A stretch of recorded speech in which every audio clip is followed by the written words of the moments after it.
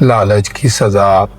ایک غریب آدمی کے مکان کی چھت ٹوٹ گئی تھی اور وہ اس پر گھاس پھوس بچھا رہا تھا کہ اتفاق سے ایک سخی امیر بھی ادھر آ نکلا اور کہا، بھلے آدمی، اس گھاس پھوس سے بارش کیا رکے گی؟ پکی چھت بنوا لو تو ٹپکنے کا اندیشہ جاتا رہے۔ غریب نے جواب دیا، جناب، آپ کا فرمانا تو بے شک بجا ہے اور میں بھی جانتا ہوں، مگر حضور، میرے پاس پکی چھت بنوانے کے لیے دام کہاں؟ امیر نے پوچھا، پکی چھت پر کیا لاگت آئے گی؟ غریب نے جواب دیا، جناب، 150 روپے تو لگ ہی جائیں گے۔ یہ سن کر امیر نے جھٹ جیب میں سے 150 روپے کے نوٹ نکال اس غریب کے حوالے کر دیے کہ جاؤ، اس سے اپنا کام چلاؤ۔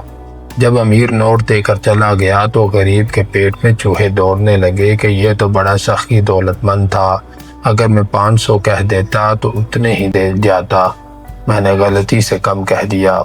یہ سوچ کر وہ امیر کے مکان پر پہنچا اور کہنے لگا، جناب، میں نے اندازے میں غلطی کی تھی، چھت پر 500 روپے خرچ آئیں گے۔